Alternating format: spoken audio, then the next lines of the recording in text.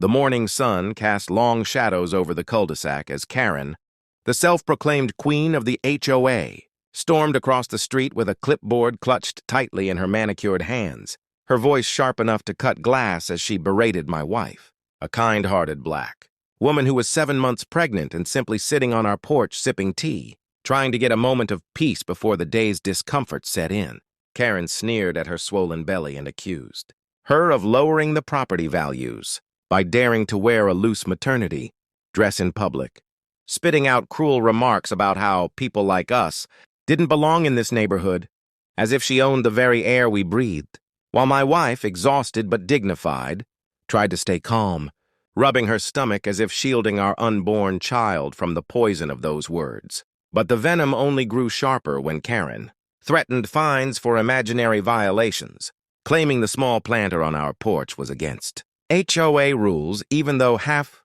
the neighborhood had the same thing. And when my wife asked her politely to leave, Karen leaned in close with a mocking smile, her voice dropping low as she said she'd make sure our kind never felt welcome here.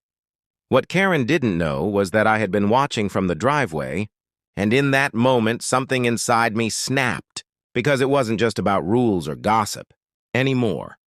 It was about the blatant cruelty directed at my wife and our unborn child. And as I stepped forward, Karen's smugness faltered when she realized I wasn't going to stand by quietly anymore, because I had every HOA bylaw memorized, every receipt of compliance stored, and every piece of evidence of her selective enforcement documented. And within a week,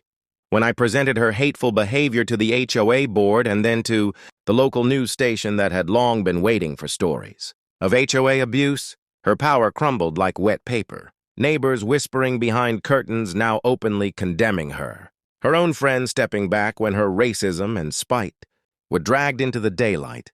And as my wife smiled through tears of relief, hand resting on her belly, Karen's voice no longer carried the weight of authority, but only the shrill echo of a bully stripped of her crown, while the very community she tried to control now turned their sympathy and support toward us, proving that kindness outlasts cruelty every single time.